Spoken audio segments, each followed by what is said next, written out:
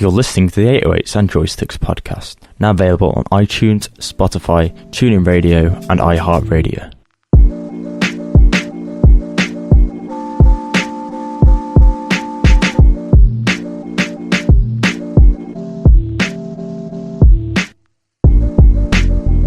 Welcome to episode 28 of 808s and Joysticks, the show that bridges the gap between games, music, season with pop culture. I'm Tairell, and joining me today, as always, is Tom. So, apologies for the late episode this week. We have been really busy, but it's good that we held off, actually, because there's been a lot of news that's come out over the last few days regarding, all industries in general. We're going to jump right into like some of the releases that come out. So, Devil May Cry 5 came out. So we've not had the chance to play it, but if you're interested in that, then you can go out and play that now. And another game that literally came out the day before we're recording this is Sekiro: Shadows Die Twice from Software. That was a mouthful. The creators of Dark Souls. So yeah, it's been getting some really good attention. One of our good friends played it and was giving us a bit of feedback last night. And I've actually watched some gameplay myself, and the game, it looks pretty beautiful. And if you like Dark Souls, this is meant to be good, if not better in slight areas for that reason as well. So it's definitely a game that we're going to be looking to pick up when we get some more free time, and hopefully dive into and give a bit more of a solid rundown of. Yeah, definitely, because the gameplay style of this game seems really similar to a game called Tenchu. Came back out on the PlayStation 1, had quite a few releases on the PlayStation 2, and then actually ended on the Xbox 360, which is really, really weird, seeing as it started on Sony and ended on a totally new platform at the time, being Microsoft. But we're going to get to the platform wars and the marketplace wars, because that's a really big thing that's been happening so far in the industry. Mm-hmm. I think the game looks really cool. As I said, one of our really good friends, he's a massive Dark Souls fan, said that this is did he say it's probably one of the best games he's played like in a while? He said it is probably the best game he's played from what he said. So yeah, he said it's so different to Dark Souls as well, which is like that's a good thing, because people were constantly saying, "Oh, I wonder if this game is going to be like Dark Souls again. Oh, it's just Dark Souls. Like it's the same type of game." But even I could see that the game isn't like Dark Souls. It looks a lot more free. Looks a lot more fun to play. It looks a lot less punishing as well, in my opinion. Yeah, we spoke about this back on, what was it, at E3 coverage? Because you were excited about this game, obviously, mentioning Tenchu and stuff. It brought back memories of that when you seen the trailer, and we discussed it in a lot more detail then. I remember that E3 seems like it was just like yesterday. We were talking about all these games, and now games are actually coming out, and I'm glad that some of these games are really good. We've had a really bad spell lately with all 4 releases from like AAA developers and some of the most prominent publishers as well. Like we haven't really been having great luck with games lately. Like we was having a conversation outside of the show talking about how we're kind of sick of like playing mediocre games, like and it's no knock on the devs. We know like how much pressure is on them from their publisher or like the execs, and like games wanting games to come out like faster than usual, but not spending the money and the resources in order to make the game good enough for release. Yeah, that's just consumerism though. Like I think that has gone to the point where we want everything instantly.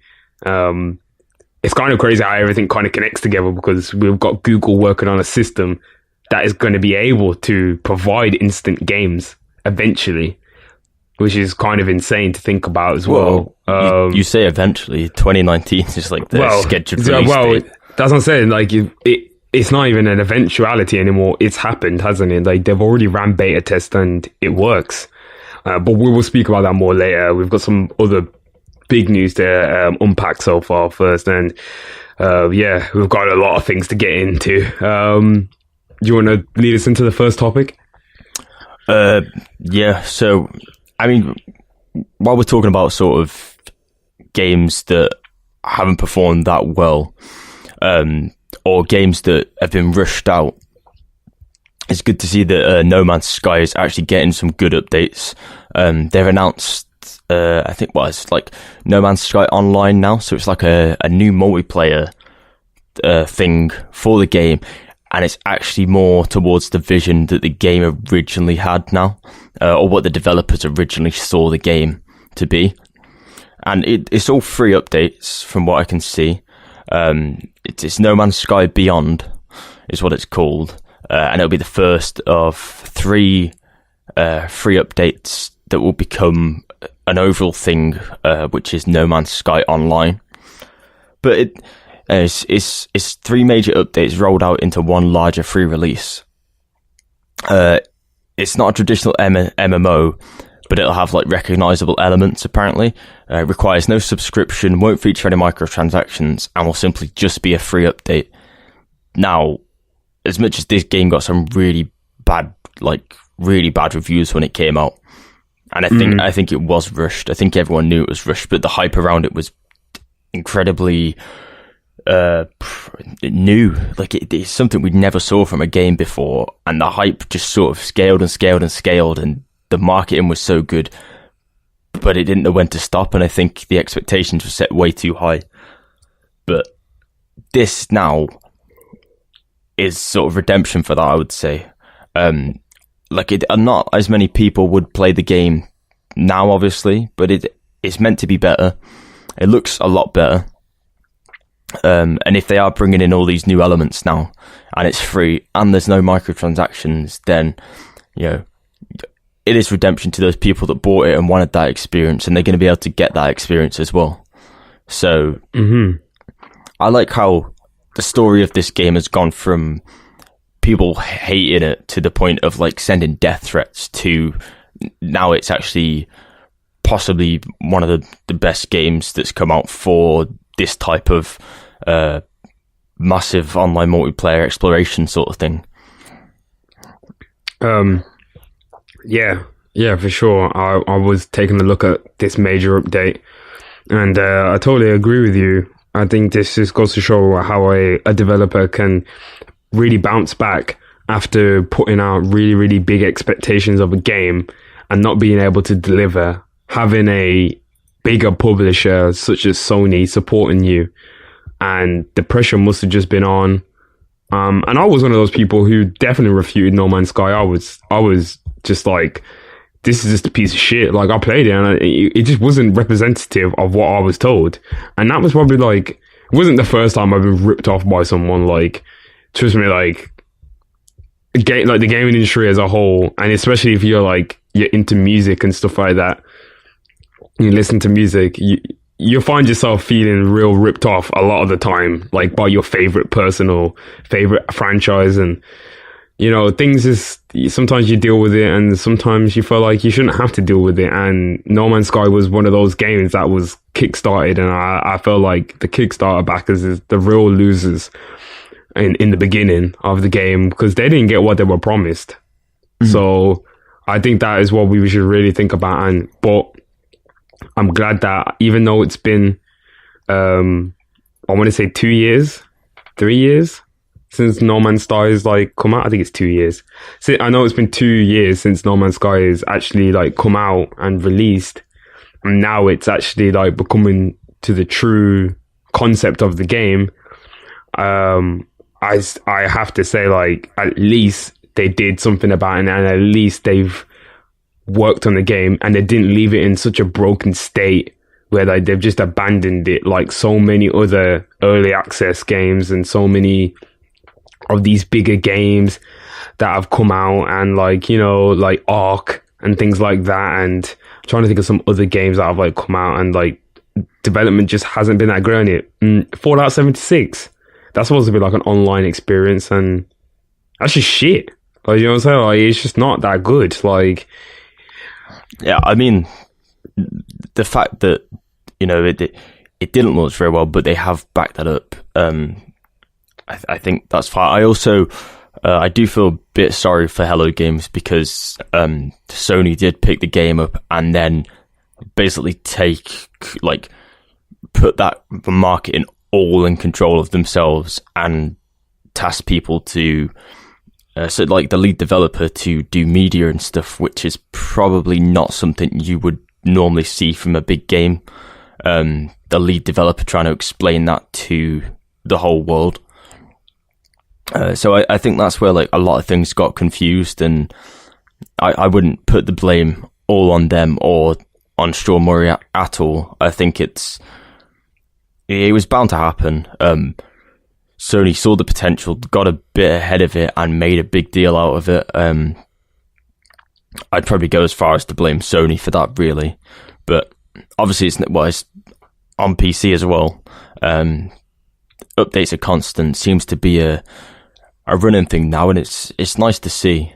Again, there's like a lot more news coming out about indies recently, which is good. Nintendo are doing their Nindies. They did one earlier, I think it was earlier today or yesterday, and they announced a new Zelda rhythm roguelike game for that, which looks interesting.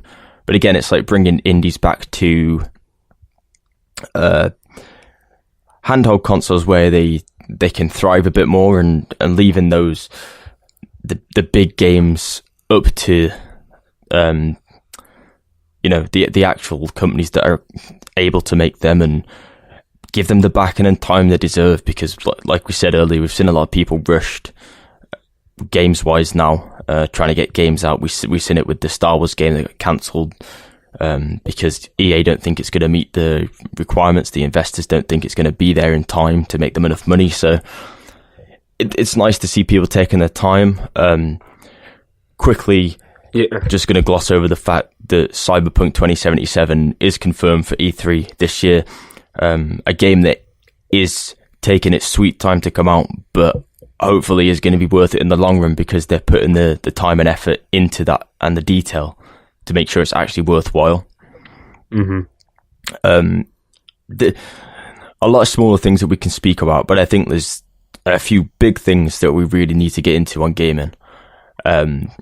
You want to start off with the news about a so-called game that was never going to come to PC coming to PC? Well, it's about time. It's about time the chief came. This is just more confirmation that Microsoft is definitely trying to like corner the PC market now. Like, if this wasn't more of like confirmation, then I don't know what it is. Yeah, I think Xbox is going to be a service, isn't it? That's the plan now. It's just crazy how like every single Halo game is on there. So Halo Combat Evolved, Halo 2, Halo 3, 4, Halo 3 ODST, and also Halo Reach is also on there as well, which I don't think was included in the last one. So, no, don't think it was. Yeah, we'll be getting it in the near future, which is crazy. So, and now you're gonna be able to ball out and play Halo with your friends now on Steam. Like, that's going to be such a big nostalgia blast for so many people. Mm-hmm. And all those people that said that you gotta buy an Xbox because you're never going to be able to play Halo anywhere else ever. Yeah, that is the really. And then the thing is, that's not even true, because the first Halo was on Mac and PC as well. So you could really play Halo, and I think Halo was supposed to really originally carry on to be a Windows game, but then obviously Xbox made a console, and that wasn't really expected to happen. So, yeah, I'm happy that more people will get to play this great series, because Lord knows it's bullshit now. So Well, we'll see when Infinite comes out, whenever that is. Yeah, whatever that's coming out on. I know whenever Microsoft decides to like release that game, like I don't even know. That's obviously coming for the new console, but I can't really see it do as well because Halo hasn't been doing as well as it used to for quite a while now. So ever since 343 took over, anyway. Well, what new console? That's the question. What new console? We know they're bringing Xbox Live to Nintendo Switch now. Cuphead's coming to Nintendo Switch with Xbox Live features, whatever that means. Yeah, I remember when that was announced. Yeah, we did speak about this though, didn't we? About Xbox Live coming to Nintendo Switch. Yeah, but I mean, like they've actually bringing Microsoft exclusive games over to Nintendo consoles now. See, I knew that was gonna happen. We did say that though, didn't we? I knew that was gonna happen. I knew they were gonna bring over games. I was like, they have to bring over games now. That's kind of mad, you know. Like the Nintendo and Microsoft, like why didn't Sony do it? Like why Microsoft? Like you see how like Microsoft is just being so much better than Sony. Like I think this could have been us. This could have been Sony fanboys. Like no, I think Sony are doing the right thing. I think the problem is... think so? Yeah, I think the problem is that Microsoft realised they've lost in that department now. Like, if that's why they're slowly transitioning to PC. They're slowly transitioning towards this games are a service thing rather than we make hardware. You know, they're primarily a software company, Microsoft is. So they might as well stick to doing the stuff they're good at. You know, they tried to make a media system with the Xbox One, didn't really work. Yes, the One X is a powerful console. It still did not sell as well as the PS4 Pro. And I think they've really struggled with having no exclusives and stuff now. What is the point of having an Xbox over a PlayStation? Especially with the amount of good quality first party stuff Sony's been pumping out on the PlayStation 4. Yeah, definitely. I think, well, that's another thing we haven't even spoke about. We haven't spoke about, like, we might as well get into it now, seeing as we're on the Microsoft Xbox conversation. Crackdown and the absolute bullshit that was. Like, the game finally released. And, like, I'm seeing more and more problems with the game. Like, I was just thinking, what was anyone doing over these years then on this game? Like, how could it really be this bad? Like, because it's aging. It's such an aging. Technology moves quite fast. So if this was being made for something else, for example, if this was being made for 360, the architecture's changed between the 360 and the current gen.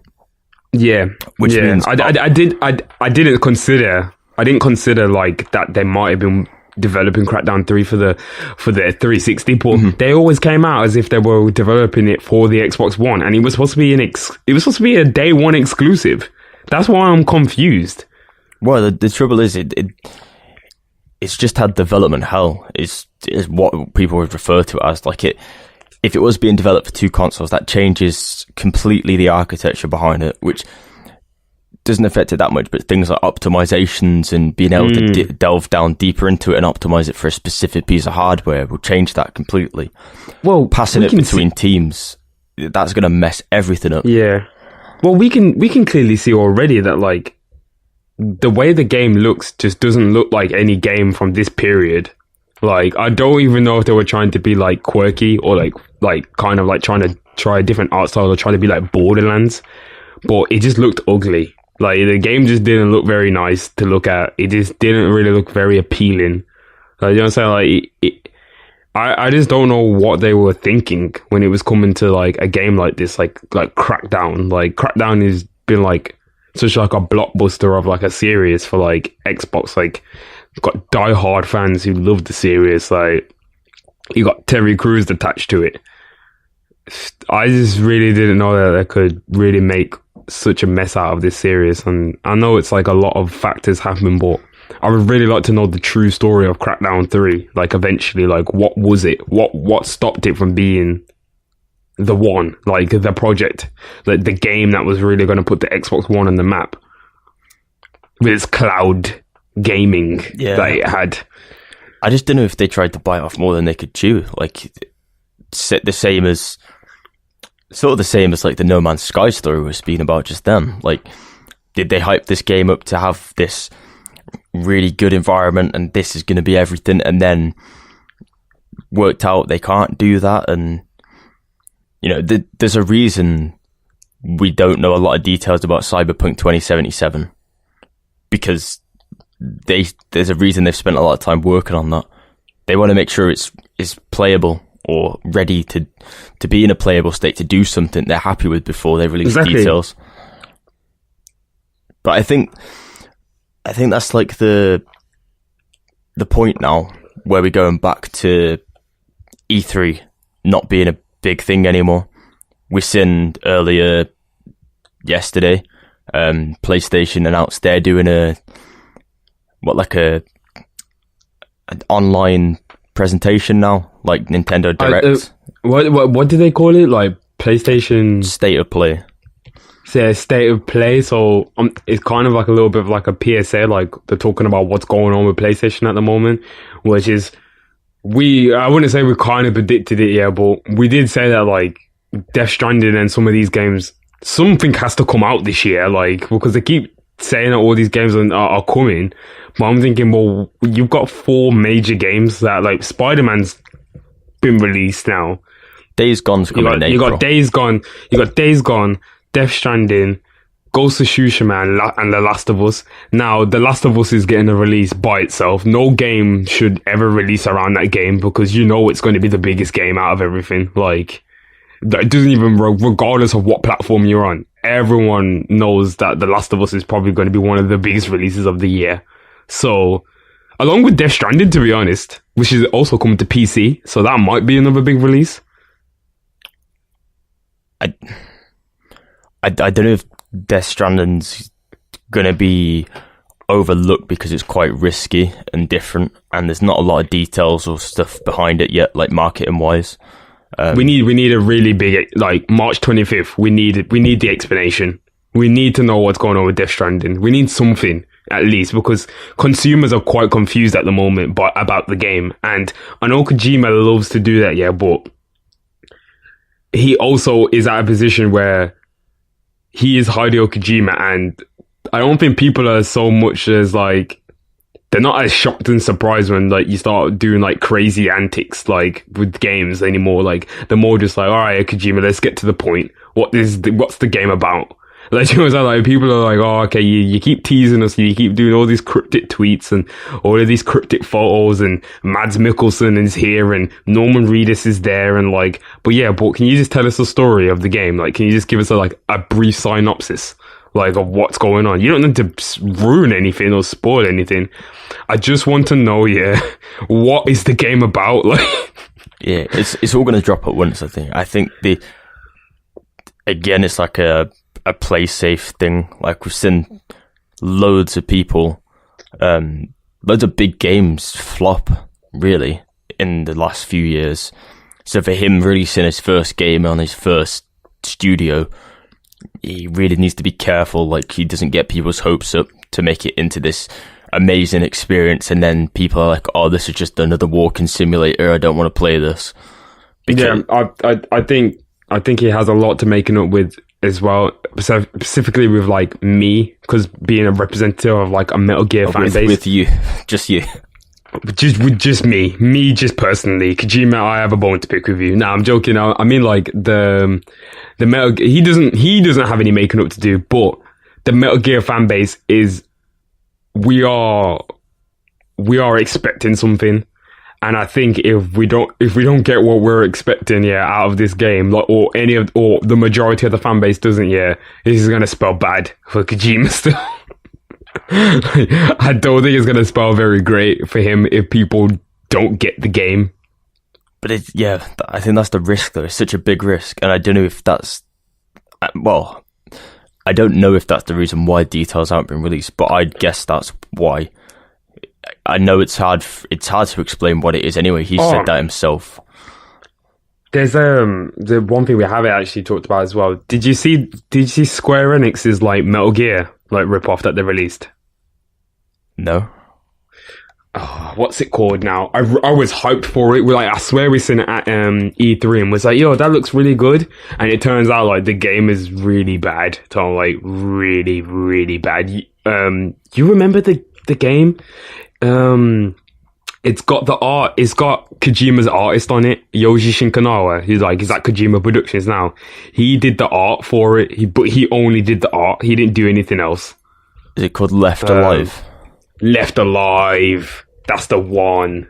Yeah, we looked at this before, and we thought it was going to be sick, and it's really bad. It's really, really bad. Let's have a look. Oh, it's very, very Metal Gear inspired, this is. You can, I'm about to say, like, just look at it, like, look at the cover system, look at the mechs, like, look at everything in it, like, that is so Metal Gear, to the point of where, like, is this kind of like ripping it off? Like, I think the UI itself reminds me of Metal Gear. Metal Gear. Yeah, it's like they literally like played Metal Gear Solid 5 over and over and was like, okay, what's all the worst like design features that we can take out of this game, and let's put them in our game and make it even worse. Because that's literally what they did. Like, people have been giving it. Sorry, go on. It's really bad. What was you just going to say? People have been giving it the nickname Aluminium Gear. Not that solid. Oh my god! Metal Gear, Liquid Gear. Yeah, I can see that. It's a typical thing where someone tries to take one dying franchise, or I don't want to call Metal Gear dying franchise, but it's dead now. Like, Konami killed it themselves with Metal Gear Survive. But someone trying to take what was good about that and like turn it into its own thing, and it just not working, because there's so much more, way so much more to a game than just taking the concept of it and running with it and making it something like just cloning it into something new. Like, the thing is, it should have worked as well. Sorry, I just wanted to like bring up, it should have worked because they had an executive producer on there, and the guy you won't believe. Just guess what executive games that he's done. Just guess who is the co-creator of what series. It's a major series, and you love it. Well, Pez. Nah. Oh, I was gonna say that would be a surprising thing. But yeah, I'm guessing it's the Kingdom Hearts director. Yeah, it's not the main guy, but it's like another guy called Shinji Hashimoto, who's like, he's Final Fantasy's brand manager. He's an executive officer at Square Enix, and he's also the co-creator of the Kingdom Hearts series. How the hell did he make a game so bad like that? Well, I'm guessing he didn't have too much input into it, or it was it's a cash grab from investors, which is what we keep seeing, and it really annoys me sometimes because it takes the creativity out of a creative industry, and I don't know when people are going to start realizing that are pumping money into this stuff. But if you're not creating something with creativity and you're just trying to copy something else, it doesn't work. You have to have some sort of innovation or flair or creativity that you personally put into a game that makes it different from something else, and different and unique enough to grab attention. People say this is a better game than this. Yeah, for sure. I just we've seen it with Anthem, and Anthem's just like it's such a carbon copy of other successful games that's like, we can make a game like this that will be successful because everyone likes that. Yeah, and you know what the sad thing is as well? Like, I know EA are going to try and do it again with Star Wars. So EA have been doing it for years. It's what their company's based on. No, I'm just meaning I know they're going to do it again with Star Wars. Like, they're going to try and make, like, one of those, like, live services games. You know what I'm saying? Like, I just don't want that out of Star Wars. I just don't want it out of any game anymore. I'm sick of seeing these games that you have to play forever in order for the game to, like, be fun in any way. Like, I don't have time. Fest. No one has time. Yeah, I don't have time to be playing, like, I've already put in like 70 hours, and then after the game ends, the only thing for me to do is like grind these dead missions that like have no loot drops. And then when the loot drops did come along, you then patch it up because apparently that's not how the game should operate. It's bullshit.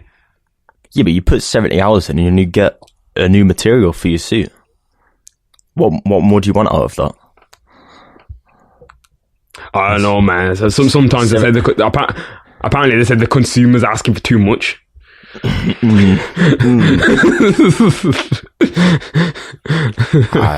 I'm not going to comment on that. Yeah. Oh yeah, that is a tricky line, yeah, because we do ask for too much.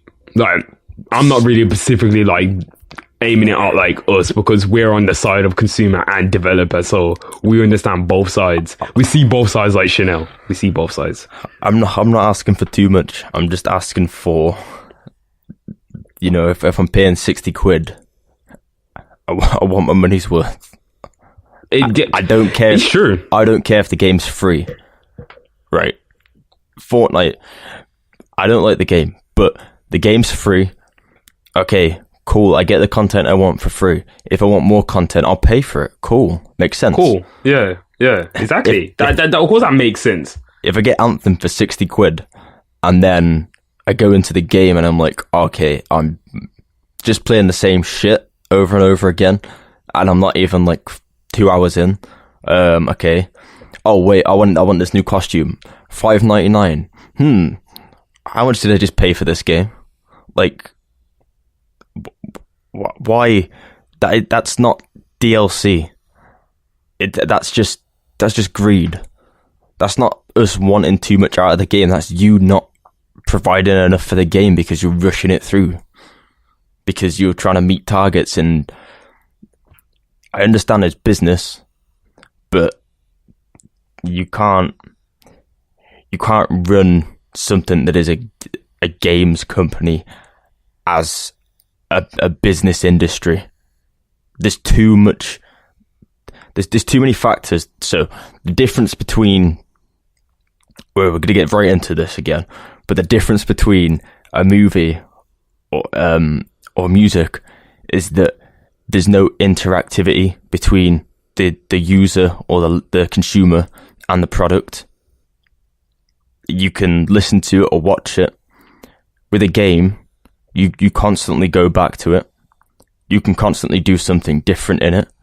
If someone else does something, you can then replicate that. You can watch someone play it. There's so many different variations of things you can do within a game, and you can't rush an experience like that. You know, there's an endless amount of things you can do. If you watch a movie, you watch a movie. You might see it from a different point of view, but once you've watched it, and you know, you can only watch it. You can't jump in the movie and start running around and changing how it interacts with, you know.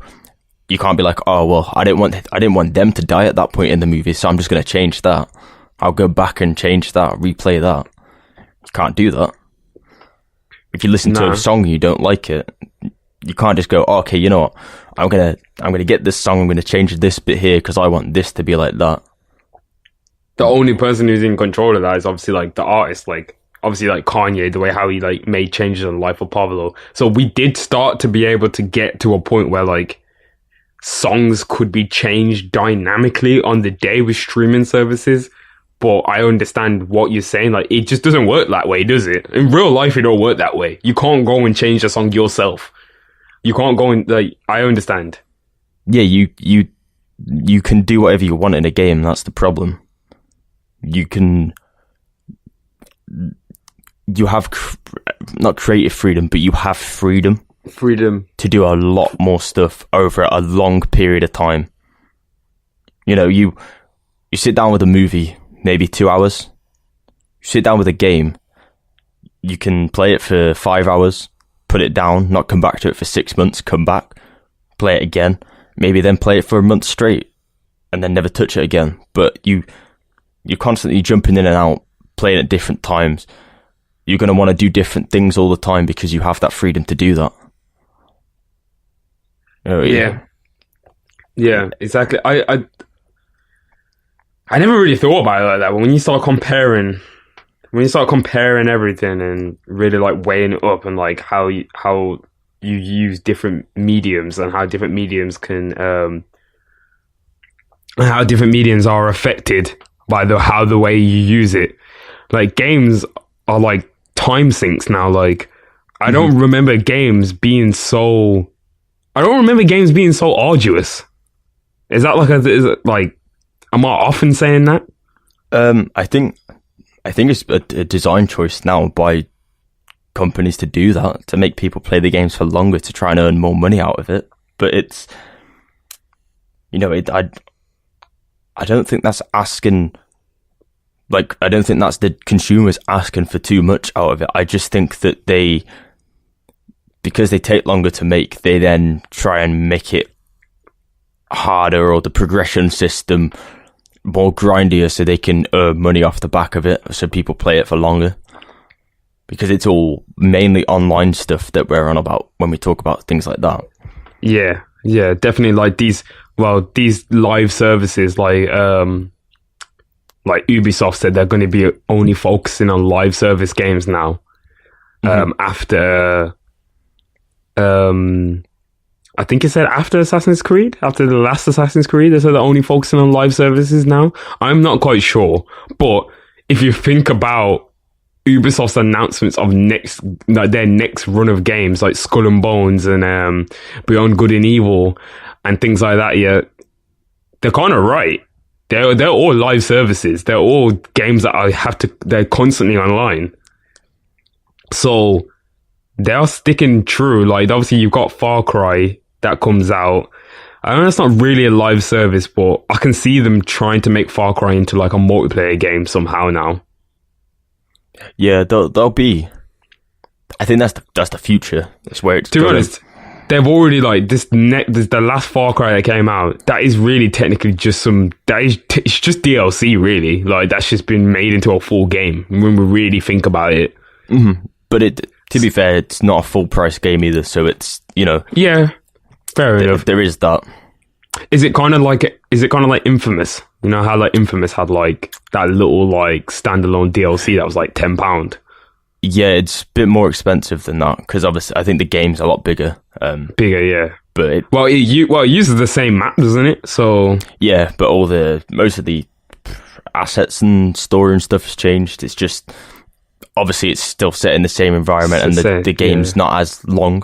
So yeah, I like it when people do stuff like that. It's interesting for people that really liked a certain game to jump further into it. Well, it's just their way of saying that. It's a really smart way of saying, hey guys, this is an extension of our game. We're going to release it standalone so it looks like a real game on its own, but really, we probably could have just gave you this in the season pass. Yeah. You know what I'm saying? Like, but it's a really smart way of like eliminating that whole, another DLC or another season pass. Oh, it's a new game. I think there's probably a bit more content than what you would get in a DLC, yeah, but not enough to put it as a full £60 game, and it's a nice area to be in, I think, for games like that. It's also, you know, cheaper, so it's like a game people can get into if they like the last one, and it's cheap. It's like new cheap content. I wouldn't even like mind that to be like become more of like an acceptable form, like a big DLC that you work on that's standalone, that's like the next evolution of the game. I would rather that than like either really shit DLC or lots of little DLCs that are only like one mission or like one raid or one anything. Like but you pay for the season pass, which is like another £50 on top of your £60 that you've already paid for the game. Yeah, and we sort of seen it with Metal Gear with the prequel to that. Yeah, we did see that. Well, I don't know. I don't know what the future's going to hold for gaming in that sense, but definitely on always online or multiplayer wise, it's changing up. I mean, these notes originally said Google are working on a streaming service and a console. Wonder what it's going to be. Within the 3 days that we didn't record, they actually announced that, which is Stadia. Yeah, concept's interesting. If it works, then yeah, you said the beta tests have run live. Whether that actually works for everyone or not, they said it's not going to be available to everyone day one. But like what I've seen of it, just what I'm hearing. This is the Black Hole Kage from Gaming Illuminati said he actually played it. So, well, they did do a Assassin's Creed beta test on Chrome last year, I think, didn't they? Yeah, they did. They did do an Assassin's Creed beta test on Chrome, and I think it was. I think it was really successful, and as I said, the Black Hole Kage was talking about it, and he was saying about how it was just like a really, really fluid experience. It didn't have no like frame drops and everything. And I was just like, what the hell? Like this can't be real. Do you know what I'm saying? Like, but now I'm looking at it, it's 30 megabits per second. I don't even think I've ever reached that in my life. So,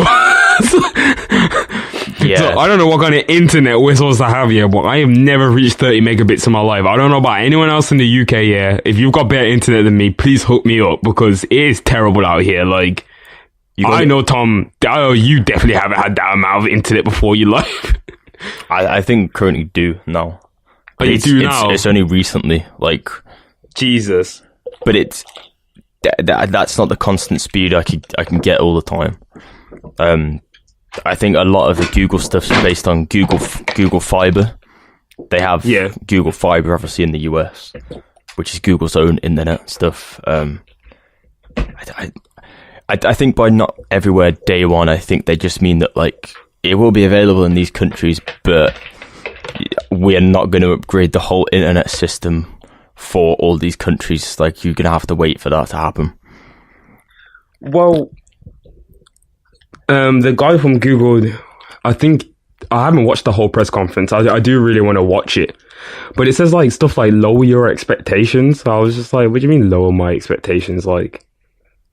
I'm thinking like, wait, well, what does that mean? Like, does that mean like I need to make sure that like I know the game's not going to run as well? Like, I don't really know, but seemingly I'm happy about this. I see people who are upset about it because they're like, oh, I'm not going to be able to play it, but I'm thinking this is going to be such a good way to like allow people from like much more like impoverished countries to actually be able to play games, like, and they can go to their internet cafes and you don't have to have a console. You can just have like decent internet and a good, like, you don't even need like a good computer. You just need a decent internet that runs like the latest Chrome and you're away. You know what I'm saying? Like, that's the benefit. You don't have to spend a lot now to get into gaming. Yeah, and I think that's amazing. Like, I think we shouldn't be bashing like Google or anyone. Like, I think if we're really all gamers, why wouldn't we want every type of gamer to be able to enjoy like all of like the stuff that we all enjoy? If you know what I mean, like why shouldn't it be allowed that, like, you know, some people really can't. Oh, you. I don't know how I was going to word that, but I was just going to say, like, it's really, you just don't understand the toxicity in general around, well, you do, but I mean, like, the people that are these gamers, or so-called gamers, you know, they are your stereotypical gamer, is what I would say, and there's this toxicity around it where people are like, well, I was playing on Steam back in 2003. Cool. Like, the world's changed, times change. Why could someone else not play because they play on a console? Why does that make them worse, or a worse gamer than you? Why do they have to play a certain game, otherwise they're a worse gamer than you?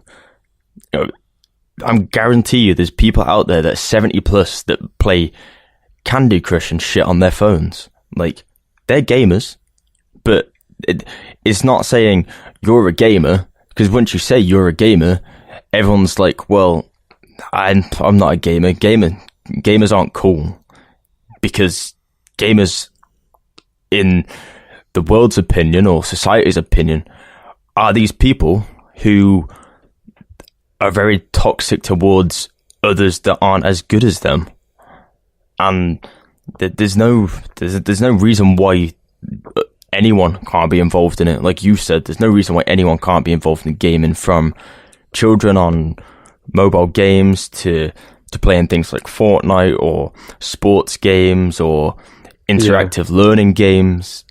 It's what I'm starting to see more and more within, and I have to say, like, within our own peers, really, like, people who like games more and more. I'm starting to see a lot of stubbornness, a lot of like willingness to like really change to anything or adapt to any new type of situation. I'm seeing people from the industry again, like, upset about things. Like, I'm reading on, this is on gamesindustry.biz, and yeah, if you're listening, I'm reading the comment section, and there's people in here. There's even a man from a company I won't name that's in the UK that we've actually been to. So let's call it. The latest comments in there, like, people are just bashing Google. Like, has Google really invested this much into this? Some people are getting pissed off about the price point. Some people are upset about the lack of information about this. I'm just like, yeah, but you don't need to know much information about this, because obviously Google they've only linked with AAA publishers. Since when did Google say that they're going to put indie games on there? Why are people upset about the details and the price point? You don't have to buy it. You don't have to invest in it. They said the lack of information makes it hard to analyze. I'm sorry, Google's just come out with something that's probably potentially one of the most groundbreaking like things within gaming. Why the hell are they going to tell you how they did it? Like, why would they tell you how to do it? Like, and then I see like a guy talking about how, like, he's a programmer. He's talking about how like AAA devs stick to like Windows, and again, like, taking sitters on Google sides to get them to create Linux versions. And I support them. I think this will start to be a limiting factor. I'm like, all right, cool. Like, I didn't know if it uses Linux or anything like that. Like, I'm pretty sure Google's going to be flexible. The only games that I've ever seen like that is going to be coming out on this is Doom Eternal and Assassin's Creed Odyssey. Is that not two games from two very prominent developers that have so many years of experience, and also have Jade Raymond, the original creator of Assassin's Creed, on the team? Why wouldn't it be easy to put those games into their system? Why is everyone trying to make it out like Google's not a smart company? Yeah, they've invested a lot into it and done a lot of tests. And I want to point out the fact that they solved a lot of problems here. So, yes, you do have to buy a streaming service. Okay, if I want to do that, I'll do that. If I don't have to. Fair enough. If I do that, though, I will probably have to buy a controller, a Stadia controller. No, you don't, because Xbox controllers supported. Yeah, but if you really... What I'm saying is, so if I wanted to get the best experience... okay. Sorry. Low latency, stuff like that, because their controller solves that problem, which, you know, is a good problem to solve. Like, I was actually interested when I heard about that. I was like, oh, okay, another controller. And I was doing that thing where I was like, okay, yeah, another controller, why would I need this? And then they said, oh, it actually connects to our servers and lowers the lag input and the latency. Oh, okay, so it's actually a useful feature if I definitely want to use your platform. Fair enough. Like, that makes sense. But I, like you said, don't have to buy one. You know? It's just if I really care about low latency, then I can invest in one of them. But exactly. Like, I don't really understand. Like, I don't really understand. Like, what's the problem? Like, everyone's talking about how now there's like going to be a streaming war on the gaming platforms. I'm sorry, but that war was began when there was multiple consoles and you lot was all doing exclusives on each console. There was already a war then. Don't start now trying to bring it up like, oh, there's a digital front war with the PC because Steam is, oh, they're trying to take away our precious Steam. Like, no one's trying to take away your precious Steam. They're just trying to give alternatives to other platforms other than Steam, who time and time again have failed to moderate their games, have failed to give people proper, to give developers proper cuts that other storefronts have been given. They have failed to actually moderate harmful content on there that like younger audiences could be seeing, such as the rape game. They've failed to do so many things, and they have failed to update themselves as a company and even be more forward as a company in 2019. Steam has failed a lot. Yeah, they've done some good things, but they've also failed and been very stagnant. I haven't seen them really do much, like, in terms of like furthering the PC front. Do you know what I'm saying? They don't even develop games anymore, really. So, well, they do, and it was a flop. Yeah, and it was a flop. That just goes to show you how much impact Steam has these days. Valve, actually, sorry. I should say Valve has failed, not Steam. Valve have failed. I do want to say that, now this is probably going to piss a lot of people off, but I feel like Steam epitomizes what a gamer is. It's a good cross comparison. You look at Steam and it was good and it has this stuff and it's now dated and it's a bit lackluster, and something new comes along and then they try and belittle it because they're scared about it, and that is what everyone is doing that is a gamer, or I don't want to say PC gamer because not everyone that plays on PC gamer is that, but they're in that category of that toxic gamer of, oh, something new come along, I don't like this, why is this a thing, this shouldn't be a thing. I'll find every fault possible with all this other stuff. Yeah, Epic's launcher's got all these problems. Well, yeah, but have you sat and looked at Steam? Steam has a lot of problems. It has a lot of problems. Exactly. And it's not really improved that much. Like, but then, Origin's the thing. EA's got their own launcher. Ubisoft's got their own launcher. So Epic aren't the first people to come along and do this. Discord's got a store. Twitch has got a store. And you can launch games off it. The only reason is because Epic are the only company, I think, that's come along and actually shook the market up by allowing for a better cut, and publishers are actually going, okay, we'll go to them because it's a better deal and the game's exclusively on there. People used to get pissed off about having Origin and stuff. They got over it. It's just a new thing that's come along and people don't like it because it's new and it's, oh, I have to install this new stuff now. Well, yeah, but I mean, you're on a PC. You install, I guarantee you don't use Steam to chat to your friends. You use Discord or something. You probably use another piece of software to do something else while you're playing a game. I know everyone keeps talking about all these features. I'm thinking, yo, I don't know anyone who uses these features that much on Steam. Like, you're just chatting shit now. Like, okay, for some of you might do, yeah, but I personally do not use any of these features that some of these people on Reddit and that have listing down, going down on oh yeah, I use this and the community tab and oh yo, yeah, the Epic Store launcher. Oh, it didn't have a section for new exciting indie titles that also include women. I'm do you know why? What do you want? Do you know why? Do you know why the Epic Games launcher, the store on it, launched without a search bar? Because there was I don't know, 20 games. You could literally scroll down to the bottom in under 2 seconds. You don't need a search bar. You don't, because there's not a slew of shit in the store at the same time. Like, I can go in the Steam store right now and I could probably find about 6 games that just shouldn't be on there.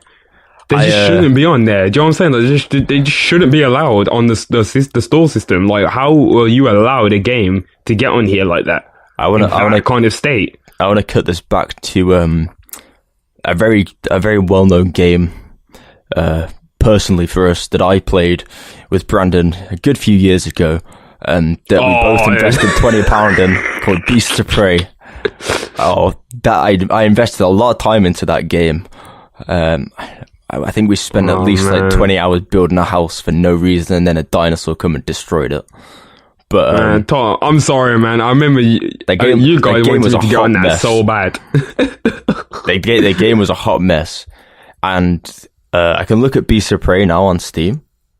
I can go on Beasts of Prey. Let's go and view the news on Beasts of Prey. Can I install it? No, it doesn't exist. It's gone.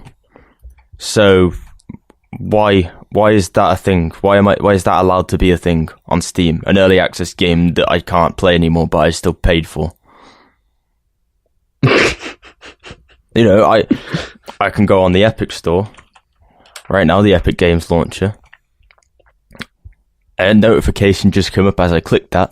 I can now get a new free game every 2 weeks. Nice. You know, something different, something fresh, something new that is happening. You know, you don't have to pay for that. They're doing it, and a lot of them are what I would call indie games, and good indie games. I'm just really confused at like why people are so upset that people are able to get better cuts from their games and are allowed to. And are allowed to, you know, essentially thrive on a store that isn't littered with Faith in the Goddess of Sewer, which is a sexual content game. That's all I see on there. It has lots of anime women in there with lots of big boobies, and I'm actually not quite really sure what the game is about, but it says all the characters of the original appear. More than 130 characters appear. Let's organize a party of them and solve the incident. It's the secondary creation game of the Toho project. It's in early access currently. And... Oh, wait. Hang on. I take back what I just said. Epic... Fuck Epic Games. I'm all the way for Steam. Roller Coaster Tycoon Adventures is on the Epic Store. I'm boycotting. Oh shit! What? I don't know why this is a game.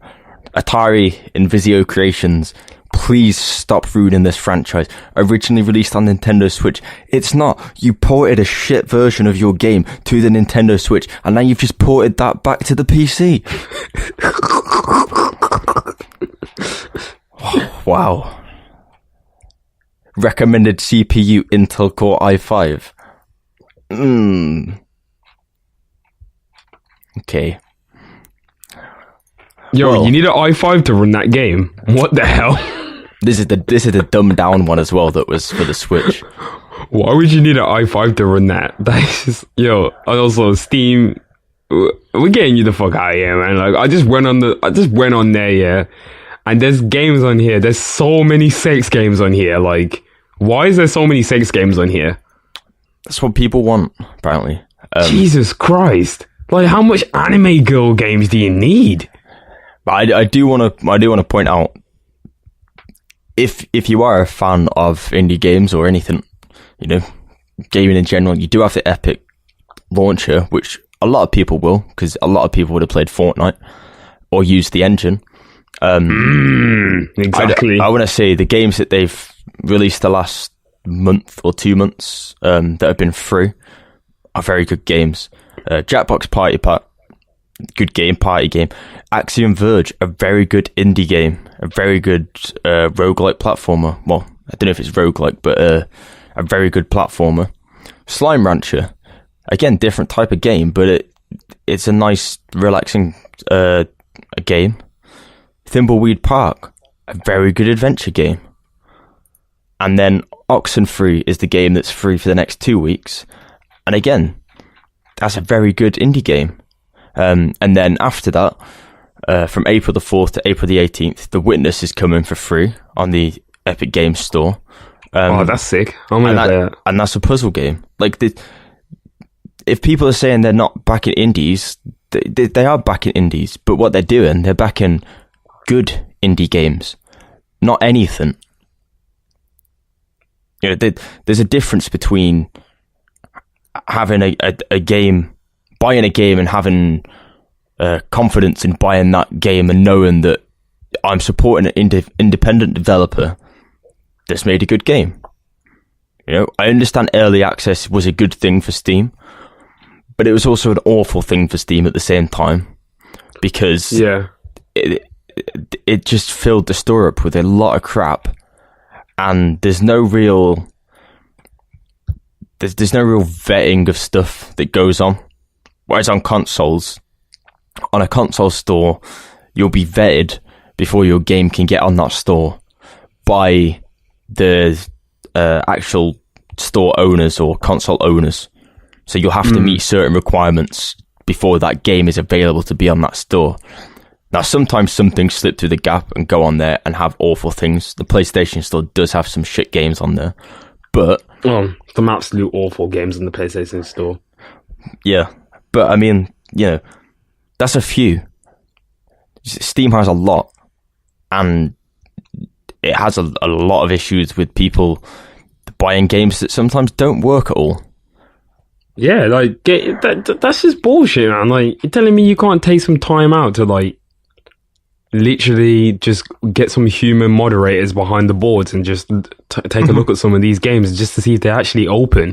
Like, it's just Steam's unwillingness as well to change. It's just another thing. We've let them become complacent. This is what always happens with big companies.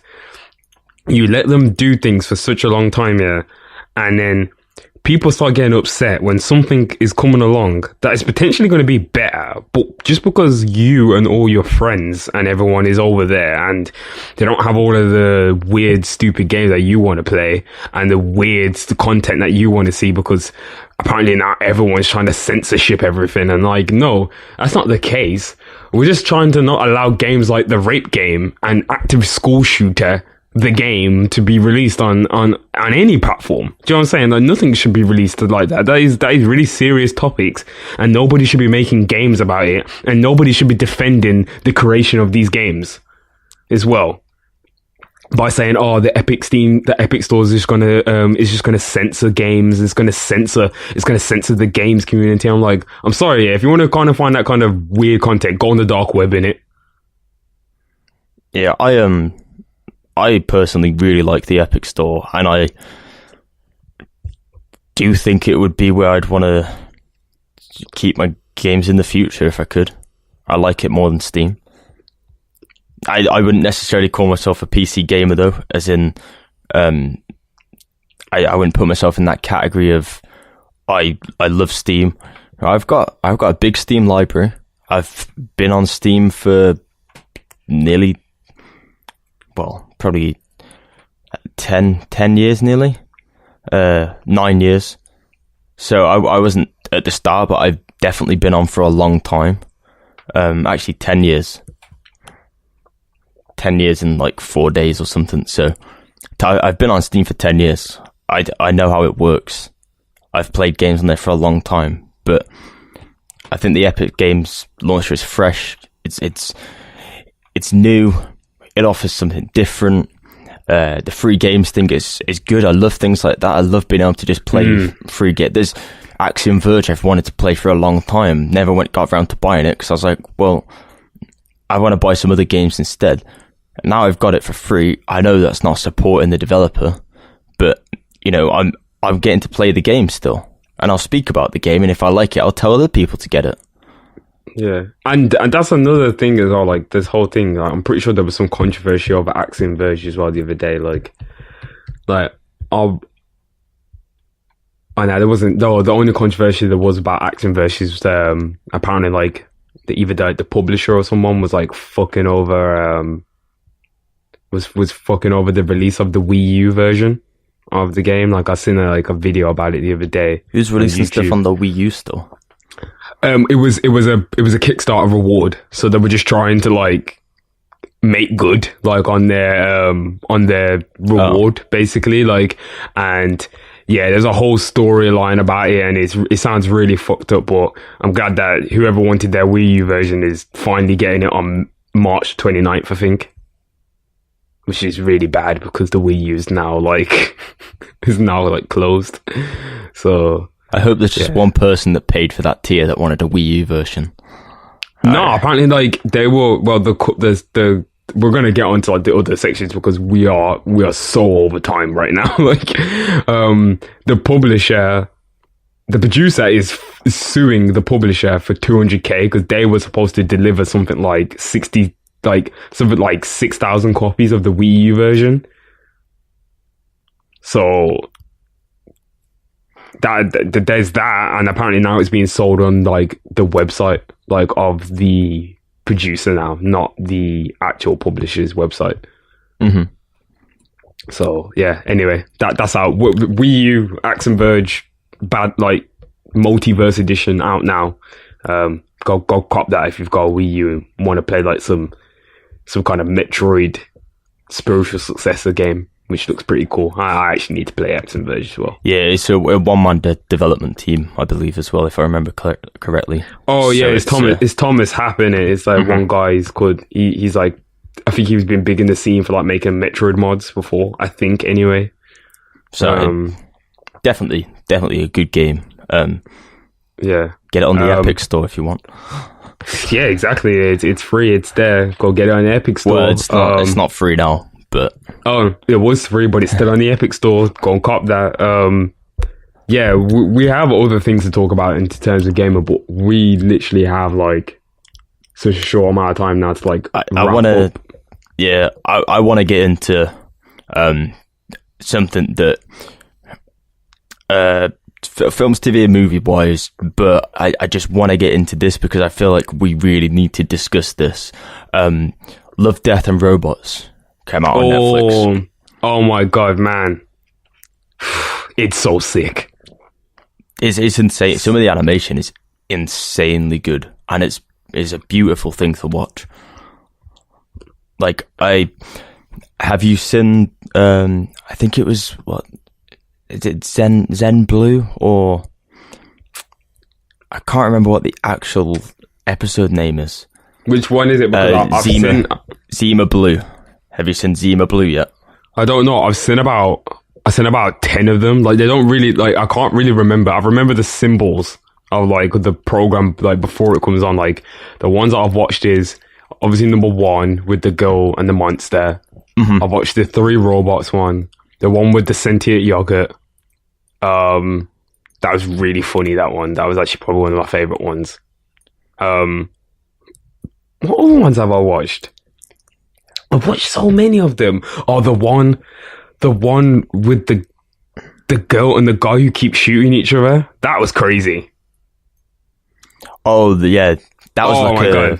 That was crazy. I didn't even know what that was, like a Groundhog's Day type like thing where like they just keep reliving the same life over and over, and I was like, how is this even working? That was like a Into the Spider-Verse style, but like yeah. Oh, the art style on that was toned up, like graphically. Yeah. Art style on like not even some, on all of these animations are breathtaking. Like there was one that literally looked like real life. Like I was like, how is they even like? Oh, there's a few like that. And then who? Oh, I can't remember what was the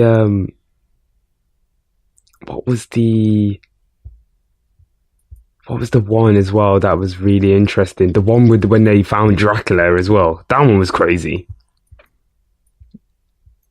Yeah, I know which one you're on about. I don't think you've seen Zima Blue yet, though. So Zima Blue is about the artist, and he always used a certain color, Zima Blue. I don't know if you've seen that one yet. No, I haven't seen that one yet. No, I think I think it's like 11 or 12, so it'll be coming up next. That I think will be. I think it's my favorite, but I think it will be your favorite as well. The story for that, the art direction, the concept, everything about it was just, I don't know. It's just an incredible story. But I like it. It's basically like Black Mirror, but a lot more graphic and just animated and a bit more cyberpunky sci-fi aspect to it. Oh yeah, definitely reminded me of Black Mirror. Yeah, definitely. Also, there was another crazy one as well. Oh, what was the other one? Yeah, I really liked the yogurt one, and I really liked Shapeshifters. That one was weird. Yeah, how, like, Shapeshifters. Basically, like obviously the big spoilers for like werewolves are now like, just a part of life. Like, it was crazy. It was really crazy, and then like it kind of showed where like how like werewolves like are probably in the end probably going to turn on mankind. It looked like they were trying to like make a story like, well, this is going to be like how the war versus like werewolves versus like humans are going to start. Because yeah, it was so sick. I just loved the way how they blended so many like crazy concepts into real life. Yeah, it's really, really, really cool. I'm enjoying every second of it. Yeah, I like the fact that there's a lot more creative elements that can go into it. Like you can take it anywhere with creative freedom because it's animated, but some of the animation is so lifelike anyway that it really brings you back. Do you have to use like actors anymore for this sort of stuff, or could you just animate it now? Like, especially with some of the graphic nature that happened, like how graphic some of the things are in it is in my opinion really good, because I mean I like seeing that sort of stuff if it fits in with the story, and it's something you obviously can't use a live actor and bash their head in. Like, that's not possible unless you want to get sent down for murder. But you can do that with animation, and it adds a different element to when you're watching something. You feel a bit more attached to it in a way, or you're more invested in it because you know that what you're seeing can actually, like, that is literally what would happen. It's not like a played out version on the screen. Like, that is how the artist intended it to be, and that is what you see how the artist intended it to be. Like, no holds barred. Yeah, talking about it in more of like this is the artist's true vision type like thing, really. Mm-hmm. Like more of like how this is like it is almost like that. It's almost like how everyone is like, well, I don't know if it's just David Fincher and Tim Miller who like did all of this, but I think they had like, wasn't it a different animator and director every time? Or I believe so. I believe the animation studios were different every time. But I know the animation studios were different on most of them. I'm not sure if it's every time, but they definitely used a variety of different animation studios, a variety of different stories, and then they've adapted them themselves, I believe. But people that direct it or animate it are definitely different every time. Yeah, and this is really important. I don't know who said this, but they said that, well, I think either Miller or Fincher said that in the age of YouTube and Snapchat, today's audience seem more primed for short form storytelling than ever. And it kind of really made sense. Like, I kind of enjoyed just being able to watch these 10-minute, like, short episodes. But a lot of them, though, like, I was just, like, happy to just sit there and watch them and just be fine with it. Like, yeah, they're 10 minutes long, but they seemed like there's that 10, 11 minutes was just enough for me to have enough questions and enough answers for me to be okay with the ending, if you know what I mean.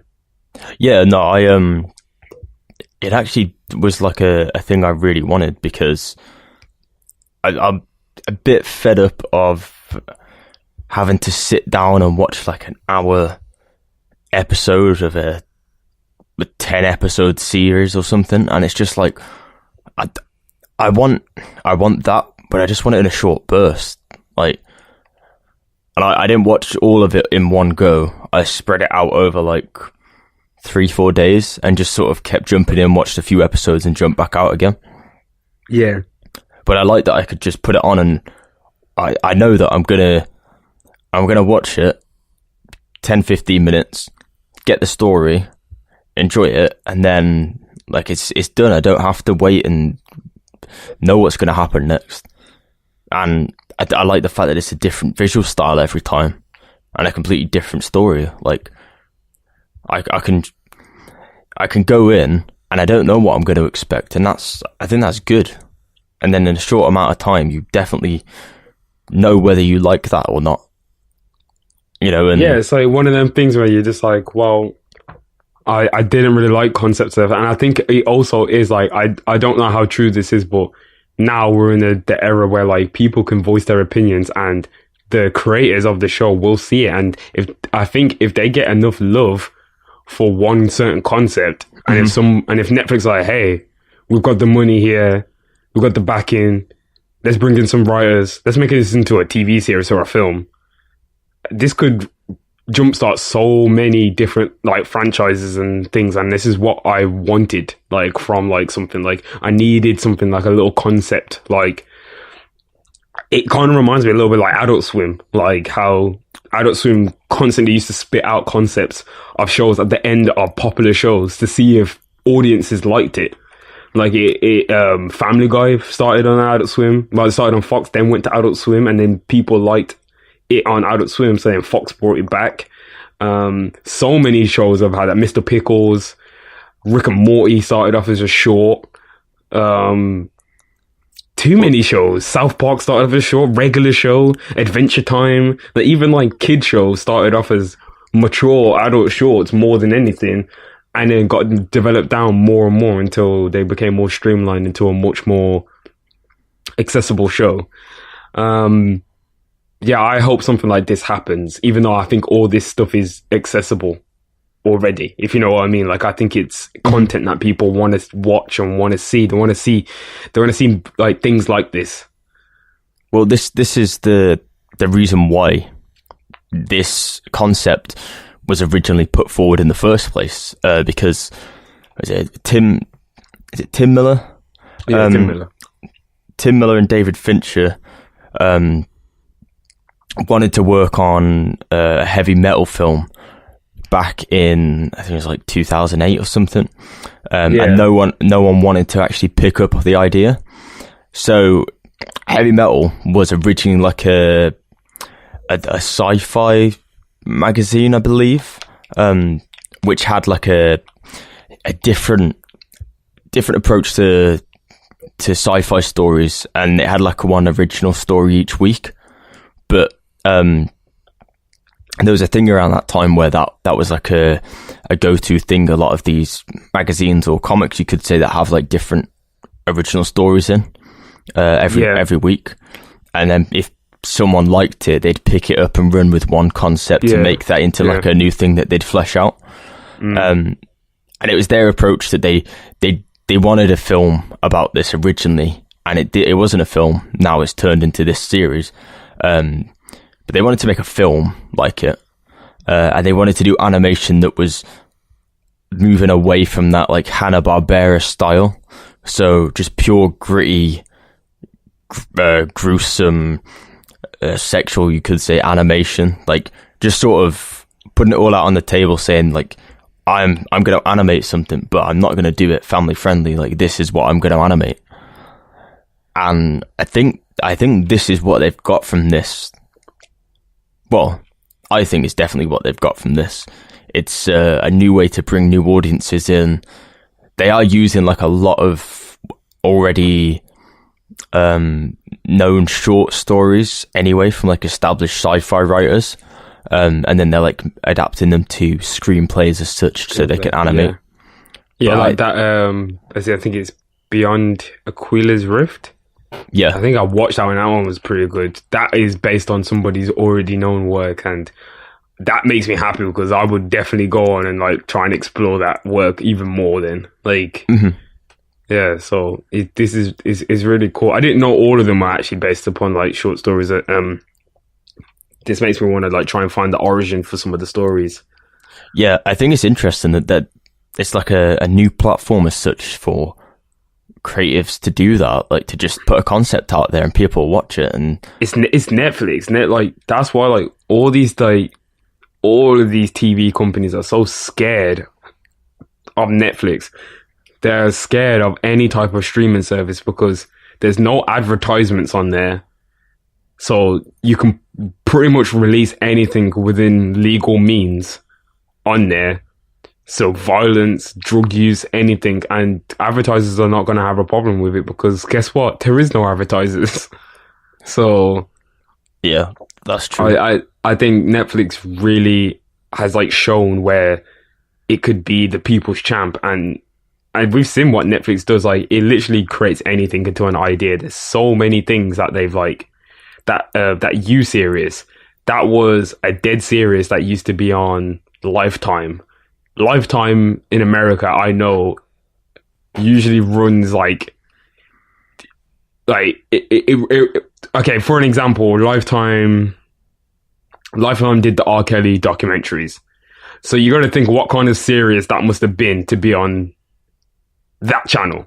Do you know what I mean? Like, but then Netflix brought the rights, redid the show, and it was a hit. Like, it's one of their best shows. It got renewed for season 2 within like 24 hours because that's how popular it was. It just goes to show what compromise can happen, like, on what can happen when you get full creative control. And it goes back to you saying, this is how the director or producer or whatever, this is their final vision that they like wanted to see, not somebody trying to portray their vision. And I think that's real. Like, I think that is like a real point to like talk about. Well, that's the thing with all these streaming services now that are took over from sort of terrestrial TV or cable networks, is that people do get that creative freedom. We've seen it with Amazon and we've seen it with Netflix, and you know sometimes that isn't a good thing because it does provide some shit, and that's the problem, that it's oversaturated with stuff that probably isn't of good quality. But every now and again something good will come along, and that happens, and it's just a place, you know, someone makes something, if people don't like it, they don't like it, but it doesn't have to get renewed and put out again. You know, that it's just a concept, but there's so much more concepts that we can put out there now, and if people want to watch it and they enjoy it, then there's so much more variation of subgenres that can be a thing now, and people can enjoy certain little things. We've seen Netflix going into anime a lot more now. Again, like they announced a new Greek mythology based anime series called Gods and Heroes. The poster looks amazing. Like if there was gonna be like a anime about Greek mythology, this would probably be what I would imagine it to look like, and I really hope the story follows up with it because it looks very good. Like, I'm happy with all this animation stuff that they're doing, and they're not just focusing on certain types of media. You know, they're focusing on all different genres of stuff.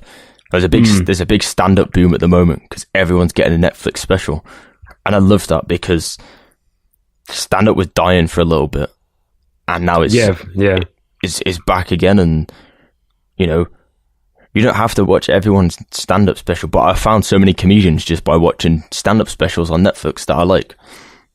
Exactly, like it's just giving people things to watch, like, and I know people complaining like about things like so much, and like, and the way how like everyone's just like, oh, Netflix is like is like bad and stuff like that, like, and it's not good. And I'm just like, oh, you can't get like certain things on there and stuff like that. I'm just thinking to myself like, but Netflix is like opened up so many avenues of like, I think without Netflix, TV would be boring. Like TV, like has had to catch up so much. They've had to do so many things in like the last 2 years in order to just keep up with Netflix. Like there's so many shows and things that like were developed for TV that like I don't think would have happened without Netflix. Like I couldn't really see an Atlanta going on TV without Netflix. I can't remember the last time I watched something on TV. I don't. Exactly. If I don't watch something on Netflix, I end up watching something on another streaming service or on YouTube. Yeah, exactly. I watch. Well, we both watch a shitload of YouTube. Like that is just like. There's probably not a day I don't go without watching a YouTube video, whether that to do research or to look up something to do like uni or like finding like a music video or something. Like YouTube is so integral to my life. Like it is actually a little bit crazy how integral it is. But it's different now. There's so many different platforms, and I think it's good because it allows people to find exactly what they want. There's a lot of stuff that we can speak about. We're gonna have to put a lot of this back for next episode, but yeah, next episode we would definitely, if anything, we're trying like I don't know. We'll figure it out. We will figure it out. We'll talk about a lot of the newly released trailers and stuff next week because we can discuss them in more detail. But the big thing that we've got coming off the back of this now is going to be the Disney Fox merge, and the fact Disney are going to be rebooting all the Marvel stuff that was pulled from Netflix. We found that out in the last few hours. They merge has gone through now, so they own a lot of properties. They own things like Alien versus Predator now. X-Men are going to be joining the Marvel universe as such now. They're going to be joining we won't see X-Men now until 2021, I think. We won't see any X-Men in that's what they've said. That's how long that's when the license ends for good.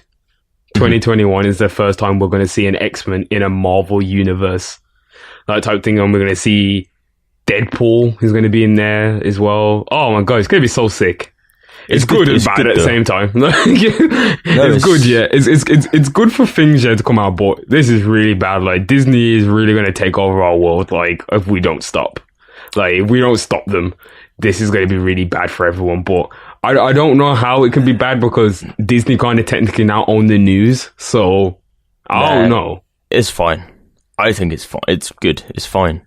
Disney have owned ABC and had input into networks for ages anyway, so yeah, it's true. There's not a big difference. It's just again people not wanting someone to own everything, and yeah, I get that, but other things are going to pop up. No one knew Netflix was going to be a thing 10 years ago, and now look at it. Disney's spent all this money here, but you never know. This could be a really bad deal for Disney. They might not know how to deal with. They might not know how to manage Fox as a company. And this could be. They will. Yeah, of course they do. It's Disney. But I'm just saying, you never know what could happen. Like Disney and Fox might not be a good coalition. To me, it looks like it is. It looks like it's going to be. It's a great business move. And can we look at the franchises that Fox has that they've just killed? Like Alien versus Predator. They really have not done that justice in the last few years. X-Men. I can't remember the last time I enjoyed an X-Men movie. Fantastic Four. That's just... I don't know what they did with that. They just constantly kept... I don't know. I mean, I think it's good because at least with Disney, they put out quality content. I don't care if people don't like it. People are going to say, but it's not what I want because it's a Disney thing. Well, sit back and look at it and go, do you want half-ass shit being released by a company that doesn't really care but are just going to reboot it every 3 years to try and get some more money? Or do you want someone that's just going to set it up for the long term and pump loads of money in because, do you know what, they can do that because they have a lot of money to spare? I'd much rather have an X-Men film made by Disney than from Fox. Oh yeah, we already know it's like if it's overseen by the same company that has been overseeing the last like all the Marvel films, yeah, then of course it's going to be in the same style as like the MCU in it. So we're going to see films that are going to be actually good. Like we're not going to see like these.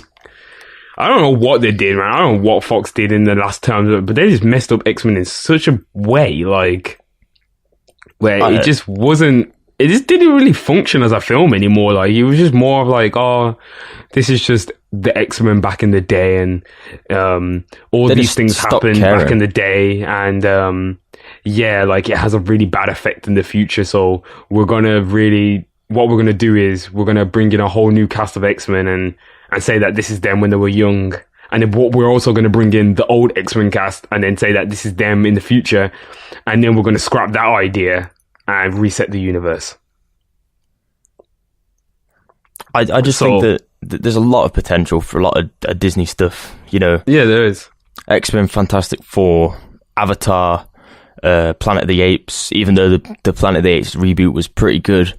But, you know, Alien vs. Predator, Die Hard, stuff like that, the Planet of the Apes reboot is still coming. It's the final one now.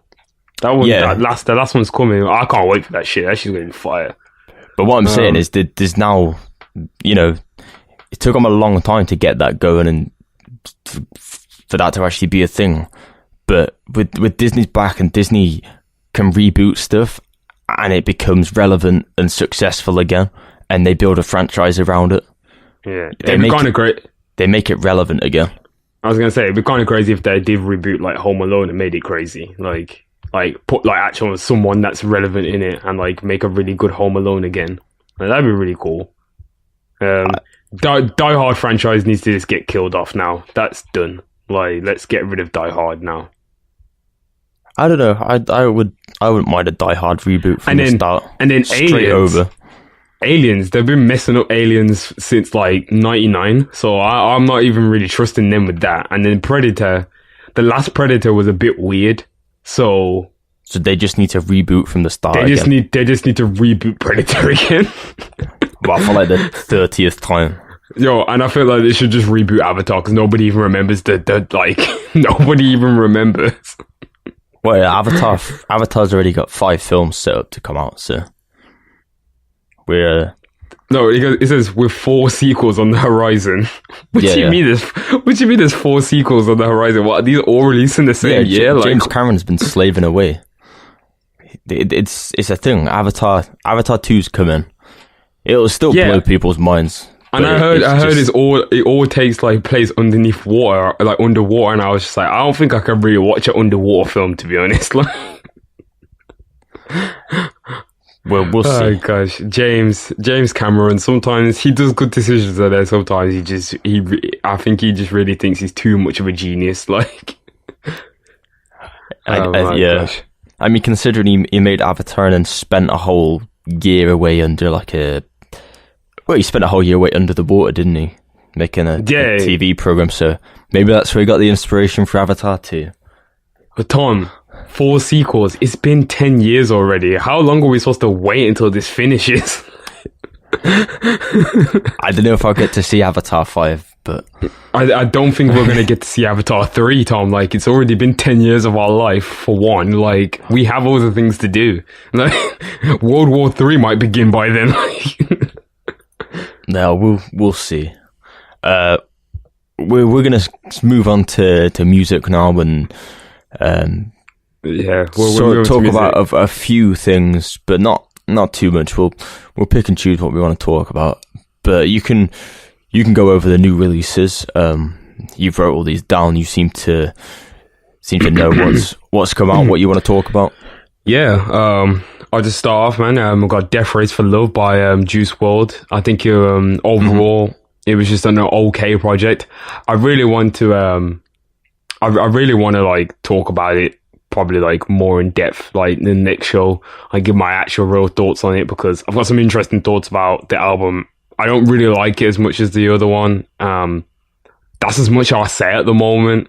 I don't know, how do you feel about Death Race for Love? Yeah, I think probably the same as you. there's some songs I like. Yeah, it was just... I really like a few songs, but then there's also songs when I'm just like, it seems like a lot of filler. I don't know if it really needs to be here. Maybe you should have focused on making a better project for your second one. Yeah, he said that like he freestyled most of the album, and I was just like, never a good thing, though. I kind of can tell that you freestyled the whole album. Like, that's not a good thing. Like, because his freestyles are usually good. Like, but this sounded just terrible, man. He needs to get his heart broken again. We need that kind of music. Psychodrama by Dave, really good project. I suggest anyone to check it out if you want to listen to like UK rap or just a good like MC or a good musician. Paradise by Hamza, French artist, French rapper. I Love You But You Already Know That. That's by Keith Charles Spacebar. That was an EP that he released with 3 songs on there. One that was already on the playlist and another one that's going to be on the playlist. Num Num Juice, single by Schoolboy Q. He also performed a brand new single 2 days ago on Jimmy Fallon, featuring Travis Scott, which sounded really hard, called Chopsticks. Run Wild, Run Free by Zakari, TDE signee. Featured on the song Love of Damn. So that's when you first probably heard him. And he was all over Damn, to be honest. He had like vocal notes everywhere on it. Pretty much an integral part of the album. Really, really cool EP. Nice little like introduction into TDE, gearing him up for his debut album. Part 1, Everything Will Not Be Lost. That is by The Foles. Now, I'm not like a really big fan of The Foles, but I know The Foles is like when I was like growing up, Foles is like pretty big in school and stuff like that. So I thought it was worth mentioning that they've got a new album and it's a part 1. So they're trying to do like the whole, sequel album, part 2, part 1. So album art's pretty interesting. Not really checked out the project, but I will be because the album art looks pretty interesting. Sucker Punch by Sigrid. I know Tom has put. I want to say Sigrid is just one person. Is it just one person? Yeah, she put. Is it a guy? Is it a guy or a girl? Like, she's a young Scandinavian girl. I think she's Norwegian. So we've got Sigrid, Sucker Punch, and that's a new album that's out. Nav has an EP which is out online on SoundCloud, and then he also has his album Bad Habits that came out as well. So you got the Brown Boy EP and you got Bad Habits. You've got Glowtoven, which is a collaborative project between Chief Keef and Zaytoven. It's got some okay songs on there. It's what you're expecting from Chief Keef, really. You got Baby on Baby by DaBaby. He's probably one of the next guys that are really up right now. DaBaby's got a lot of like heat on his name at the moment, so look out for DaBaby if you're looking in towards like that more of the rap side of things. Lil Sims, great area, amazing artist from the UK, female MC, really really good. I really like Lil Sims. I haven't listened to this project because I've just had too many projects to listen to. I will definitely be getting down to listening to that soon. Hi, This Is Flume by Flume. Flume is like electric, like DJ / producer. Been going around on SoundCloud for quite a while now. We used to listen to him back in the day. I haven't really checked out the project, but it's a mixtape and it only features 2 people, which is JPEG Mafia and who else is it? Slow Tie. And Slow Tie. So that's just going to show you already, like those are the only 2 features on the project, and those are pretty obscure features if you don't know about Slow Tie or JPEG Mafia. If you listen to the playlist, you should. Yeah, if you listen to the playlist, you definitely should, because we've put JPEG and Slow Tie in there probably like more than a handful of times now.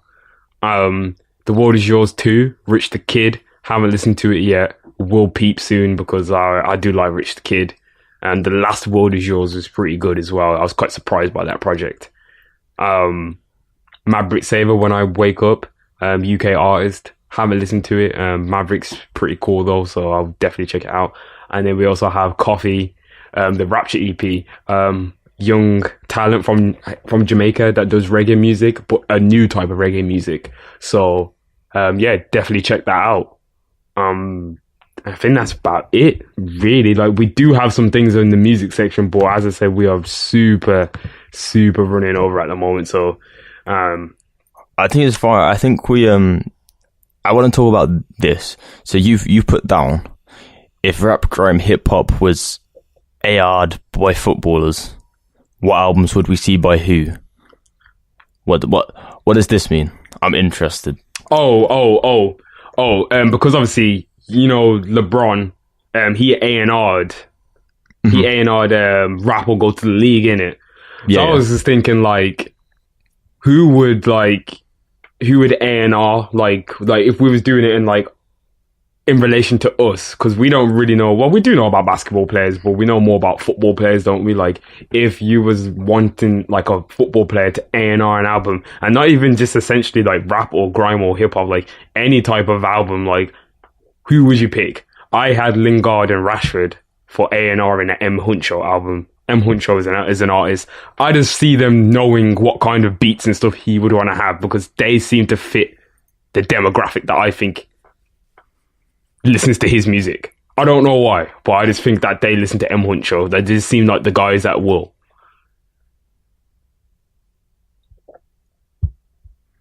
Yeah, to me that sounds like a bit of a trash album. But I found it interesting the other day that I was watching stuff about Shaq again, because obviously Shaq did a bit of rap stuff during his time in basketball, didn't he? Shaq definitely did. Shaq had an album. Shaq had a Biggie verse. Shaq had a Biggie verse before some people, you know. Like, people just like to play with Shaq's name here, but Shaq had a Biggie verse for everyone. Yeah, Shaq also let NSYNC record in his studio when they were like 12 and 13 and never signed them. And he said that's his biggest mistake. And never signed them. Never signed them. That was Shaq's biggest mistake. Shaq could have signed Justin Timberlake. How wild. But yeah, there's a lot of sports people going into the music now as well, isn't there? We've seen it loads before anyway, but I mean, like, now it's more prominent than it used to be. I can't remember who the NFL player is that is releasing a rap album. It's very, very well known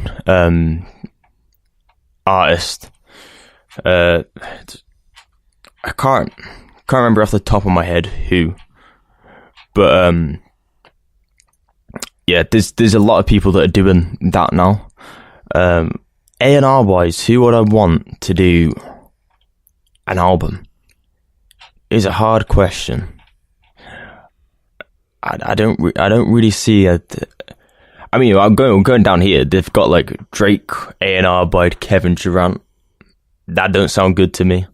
That does not sound good to me. Like Eminem A&R by Russell Westbrook. Now that sounds like an interesting project. Yeah. Who else is there? J. Cole A&R by Kawhi Leonard A&R and J. Cole might actually work. I'm trying to think off the back. Who would I want A&R and something from football? So if we're going for something, we're going for football. And it is a hard question because I'm trying to think of who in football do I like to trust with that. Pogba I don't want anywhere near an album. No. Let's not get biased. Yeah, we don't want anyone to know who we exactly support. I'd get Courtney House straight from the back. He can throw a few verses in himself.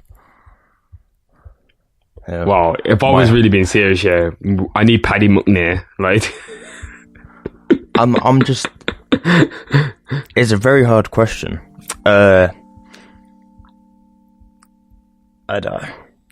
It's because footballers are just not that cool. They're not as cool as like basketball players. Like they're just not as cool. I don't know if that's like sad to say, but like they just aren't though, are they? Like, oh, I feel like basketball players just have much more of like a coolness. Like they're allowed to chill with like rappers a lot more. Like I feel like football players are just not really allowed to do that. Yeah, there's just not a lot of mixing between the genres of any sort. I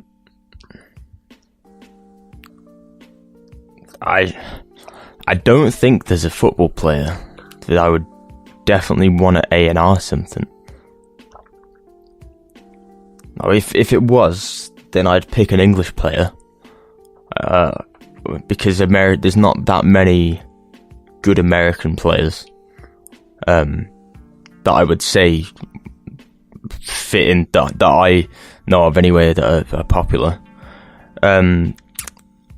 But then it's who do I pick? And it's you look at the it's and it's a hard question because there's not a lot of actually good people that I think would listen to good music. If you liked any of the music in today's show, then please check the credits in the description to see what songs. It's cool. What's called it? What we should do, yeah. Next show. Have a think about it. Come back, and we'll come back with like a detailed like reason and why this is the person who should A&R an album and why. I'm pretty sure we can think of good ones because I think Lingard and Rashford, that was a bit trash still. Lingard and Rashford would be the two best people that I can think of off the top of my head. Yeah, Lingard, Rashford. I'm trying to think who else is like involved in like their little like gang. Dele Alli, all of them man there. Like, I don't know if Dele Alli listens to good music. I don't know how we've turned into a football podcast at the end here. Yeah, we don't want to give the people this still, man. They ain't come here for this. Is there anything else you want to like? We're gonna have to like unpack literally everything else next show around. Like this week has been super crazy, and again, sorry for the delay really on the show. Like, it's been a really big big few months for us really, like in terms of like university and things like that. So yeah, just thanks for the support always, and that's it really. Episode 28, we were finally recorded. Yeah, I just want to repeat the same thing that you said. Like, obviously there's teething issues with stuff that we've got going on. Like, we're both applying for jobs for when we finish university. There are a lot of deadlines coming in at this time. Trying to find a time to record within that time as well, edit something, send it out, fit that into and around our deadlines. It's been really hard to do the last few months, and we've tried our hardest, and you know we couldn't do it this month, but we've tried to do this now, and hopefully after this is finished, you'll get an update on in the next few months of what the future looks like when we have more free time and more content. Yeah, for sure, because we haven't forgot. We are constantly always like coming up with new things and new ideas and new content ideas, and we have not forgotten anything like about none of these ideas. We have it all ready. We just have to have the time.